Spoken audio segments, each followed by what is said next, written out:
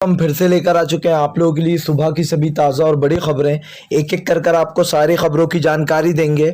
आज देश दुनिया में क्या कुछ हो रहा है। दरअसल दोस्तों सबसे पहली जो बिग ब्रेकिंग न्यूज़ आ रही है, आपको बता दोस्तों यूपी चुनाव के लिए भारतीय जनता पार्टी और गोदी मीडिया का नंगा खेल शुरू। जी हाँ, फिर से एक बार हिंदू मुसलमान को लेकर दोस्तों आपको बता दें यूपी की रणनीति बनाई जा रही है। पीएम मोदी का कट्टा चिट्टा सब खुल गया, इसके बारे में आपको विस्तार से बताएंगे। वहीं पर दोस्तों अगली बिग ब्रेकिंग में हम आपको बताएंगे किसान नेता राकेश टिकैत बोले अगर गरीब का बेटा 3 लाख का सूट पहने तो कोई प्रॉब्लम नहीं है, लेकिन अगर हम एसी में सो जाएं तो फिलहाल हमारे ऊपर ताने पड़ने लगते हैं। जी हाँ, सोशल मीडिया पर पूरी गोदी मीडिया एक्टिव हो जाती है। इसके बारे में भी दोस्तों आपको विस्तार से बताएंगे। वहीं पर दोस्तों असद ओवैसी को बंगाल के बाद यूपी में बड़ा झटका। जी हाँ, मुस्लिम समुदाय बोला फिलहाल एकजुट होकर वोट देंगे। जी हाँ, जिसको भी देंगे। ओवैसी कोई दाल गलने वाली नहीं है। दरअसल दोस्तों ओवैसी फिर से एक्टिव होगा भाजपा के लिए, इसके बारे में भी आपको विस्तार से बताएंगे।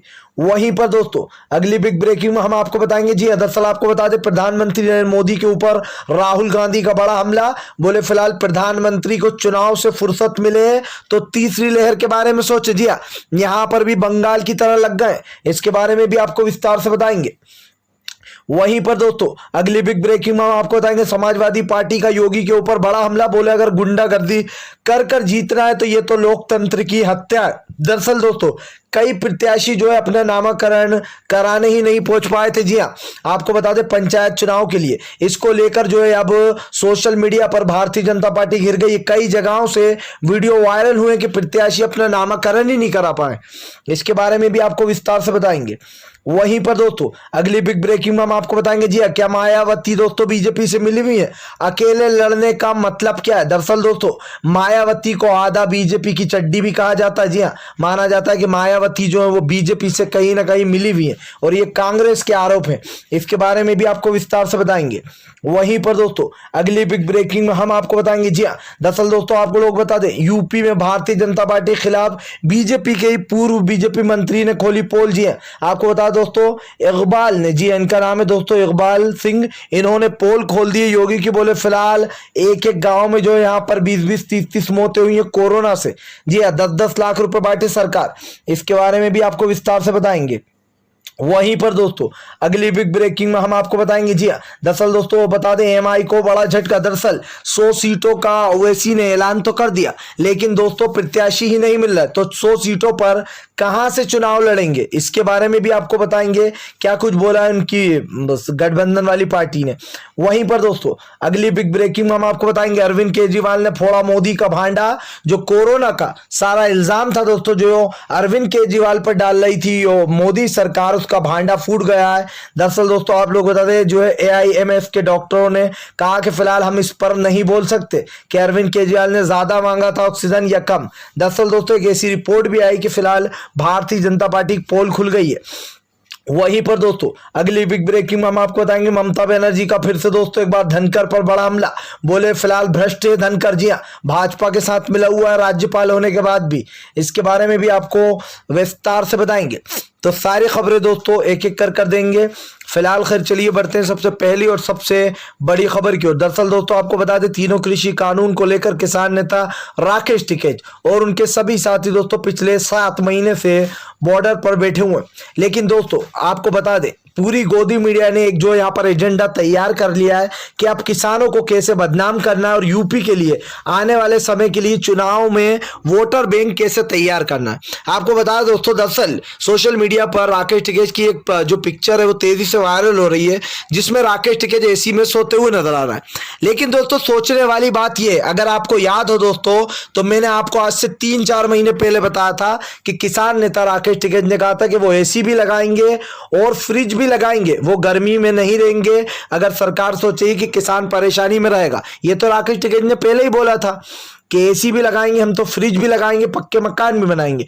लेकिन दोस्तों अब पूरी गोदी मीडिया और भारतीय जनता पार्टी इसको एक मुद्दा बनाकर कह रही है देखिए कैसे राकेश टिकैत आराम से एसी में सो रहे हैं। जी हाँ, इस तरीके से चल रहा है इनका धरना दोस्तों, जिसके ऊपर अजीत अंजुम के साथ साथ कई पत्रकारों ने बड़ा हमला बोलते हुए लिखा कि अगर प्रधानमंत्री नरेंद्र मोदी यानी कि गरीब का बेटा 3 लाख का सूट पहने, बड़ी बड़ी लाखों की गाड़ियों में घूमे, जी हाँ, झोपड़ी से उठ के दोस्तों महल में रहने चला जाए जो कि करोड़ों रुपए का है, उससे कोई फर्क नहीं पड़ता। लेकिन अगर किसान एसी में सो गया तो प्रॉब्लम है। सोचिए दोस्तों, ये वही चाटुकार मीडिया है जो कुछ दिन पहले तक किसानों की एक पिक्चर वायरल कर रही थी और कह रही थी देखिए किसान कैसे जो है पिज्जा खा रहा है। क्यों भैया, प्रधानमंत्री नरेंद्र मोदी 2 रुपए की चाय नहीं पी पाते थे, आज प्रधानमंत्री नरेंद्र मोदी 3-3 लाख रुपए के सूट पहन रहा है, अच्छे से अच्छा खा रहा है, उनके ऊपर तो कोई सवाल नहीं उठ रहा।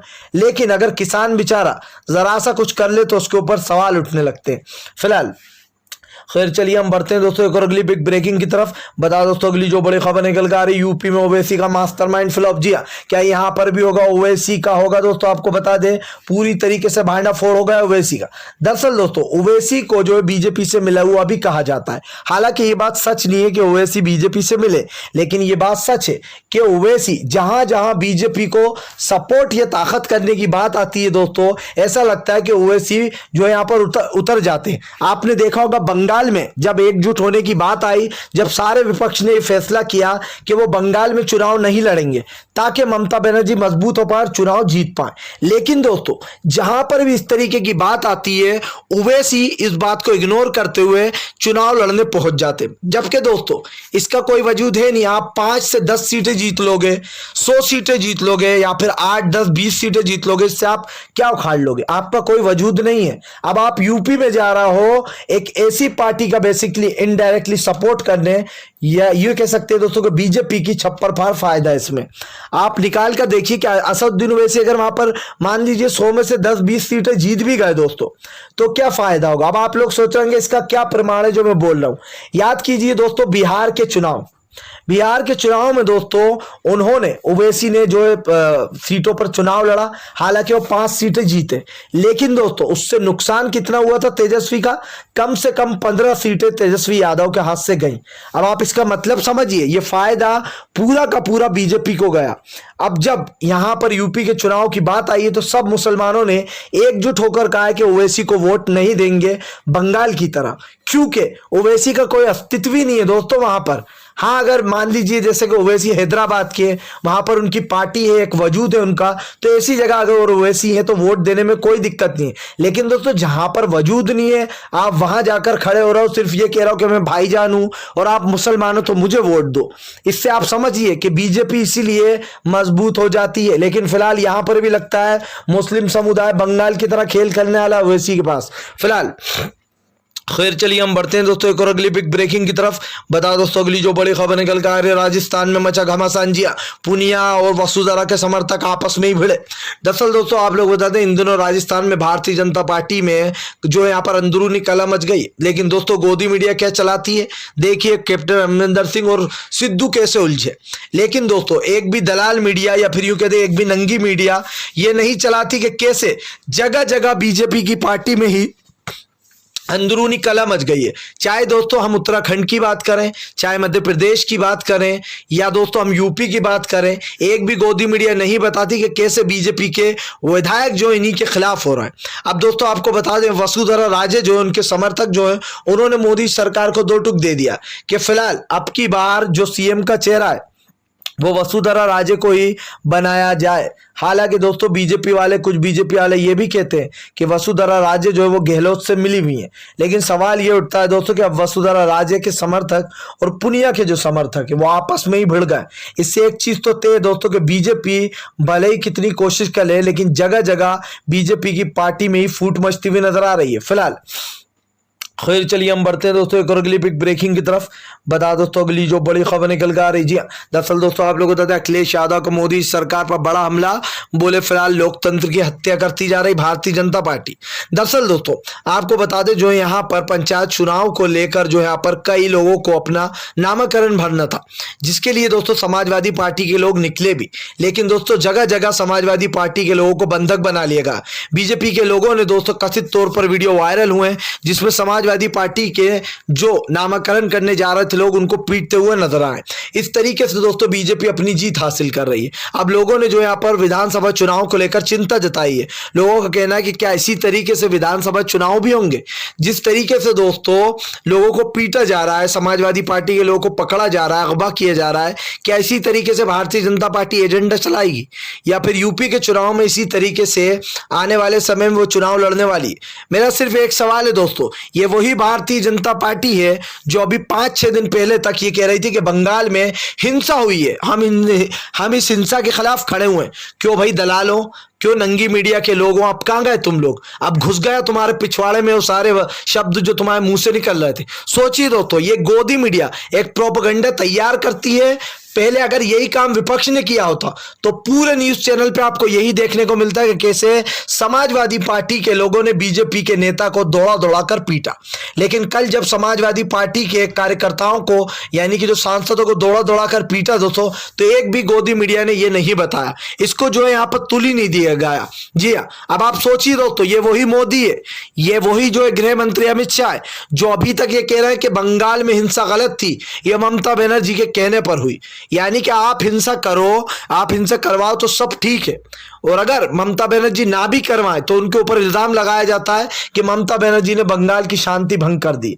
यह तो आपकी बौखलाहट बोल रही है, जो आप बीजेपी बंगाल में हारी है करारी, उसकी बौखलाहट बोल रही है। और अब गोदी मीडिया नहीं बोलेगी दोस्तों, क्योंकि फिलहाल अब अन्नदाता मोदी जी का सवाल है। जी हाँ, मोदी की दलाली करना, दिन भर झूठी खबरें चलाना, यही काम है गोदी मीडिया का फिलहाल।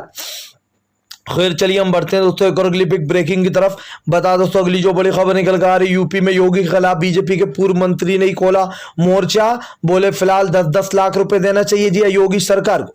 दरअसल दोस्तों मुझे ये बात सुनकर हंसी भी आ रही है और योगी पर तरस भी आ रहा है। हंसी इसलिए आ रही है दोस्तों कि जिस प्रधानमंत्री ने ये याचिका दायर कर दी, यह हलफनामा दायर कर दिया कि फिलहाल 4 लाख रुपए हमारे पास देने को नहीं है, जिन जिन के यहाँ मृत्यु हुई है, जिनके अपने मरे, हम 4 लाख रुपए केंद्र नहीं दे सकती उन लोगों को, तो वो 10 लाख क्या देगी? ये वही सरकार है दोस्तों जो लोगों की जान की कीमत मात्र 4 लाख रुपए भी नहीं लगा पाए।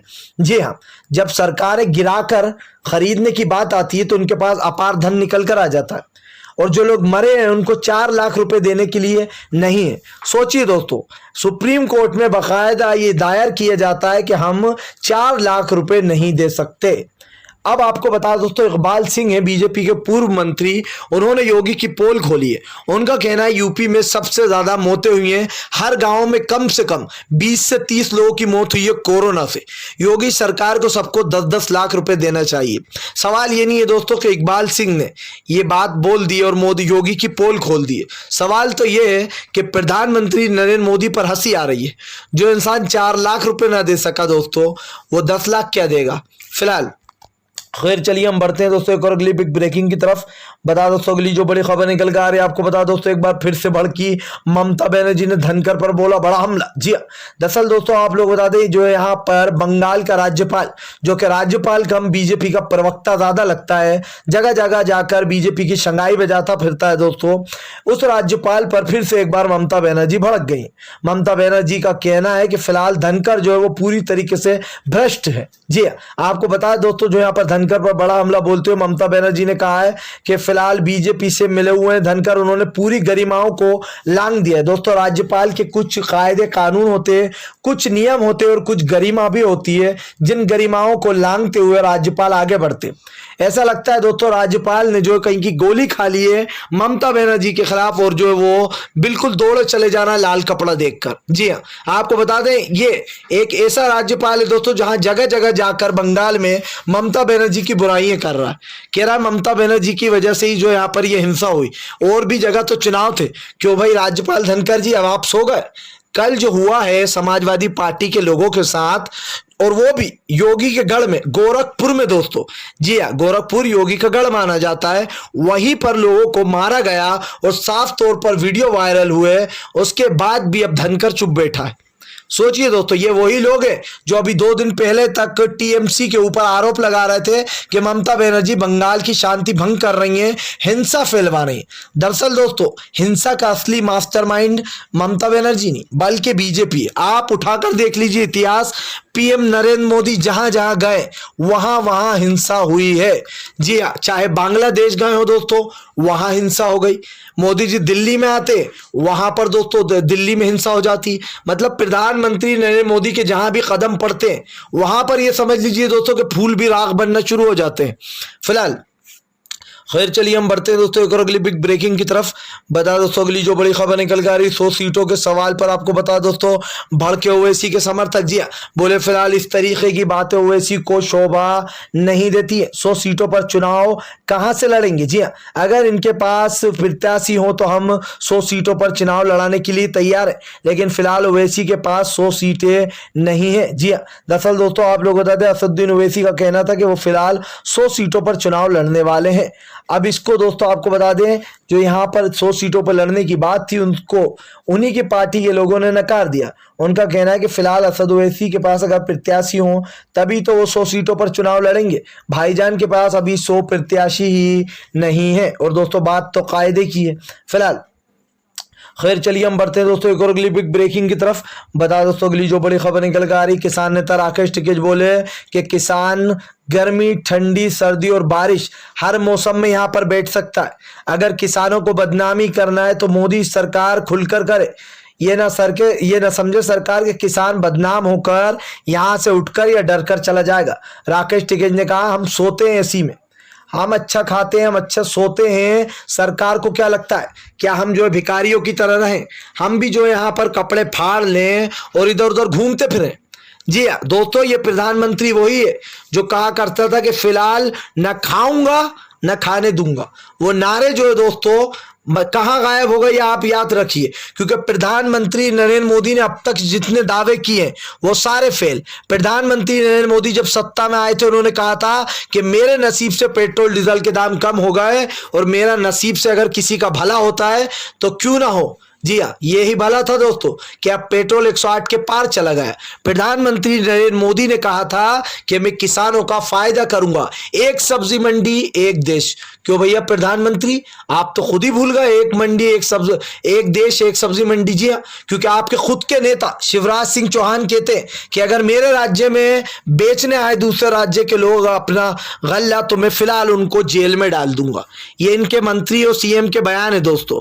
ये था प्रधानमंत्री नरेंद्र मोदी का पूरा रचा हुआ प्रचंड। अब आप सोचिए जितने दावे उतने फुस। जी हाँ, यानी कि मोदी सरकार के बड़े बड़े दावे, मैं तो गरीब का बेटा हूं, मैं तो झोला उठाकर आया था, झोला उठाकर चल दूंगा।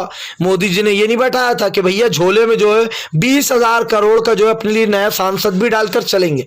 जी हाँ, और अगर वाकई में दोस्तों ऐसे गरीब होते हैं और ऐसी किस्मत होती है तो फिर भैया हमें और आपको भी बनना चाहिए ऐसा गरीब। हमें भी एक झोला ले लेना चाहिए हाथ में, क्योंकि क्या पता 20,000 करोड़ का हमारे लिए भी नया सांसद बने। या फिर यूं कह दे कि मोदी जी इतिहास में अपना नाम दर्ज कराना चाह रहे हैं, इसीलिए वो भाई इतने बड़े बड़े प्रोजेक्ट बनाते हैं। क्योंकि मोदी सर, ये वही मोदी सरकार है जो कह रही है देश के पास पैसा नहीं है, 4 लाख रुपए हम दे नहीं सकते। भाई आपके पास सांसद बनाने के लिए पैसा है, आपके पास सरकारें गिराकर सरकार बनाने के लिए पैसा है, लेकिन आपके पास आम आदमी, गरीब आदमी जिसके लोगों ने अपने माँ बाप को खो दिया, किसी ने अपने बहन, किसी ने भाई को खो दिया, उनको पैसा देने के लिए नहीं है। जी हाँ दोस्तों, इस सरकार का अहंकार बहुत जल्दी टूटने वाला है। फिलहाल खैर चलिए हम बढ़ते हैं दोस्तों एक और अगली बिग ब्रेकिंग की तरफ।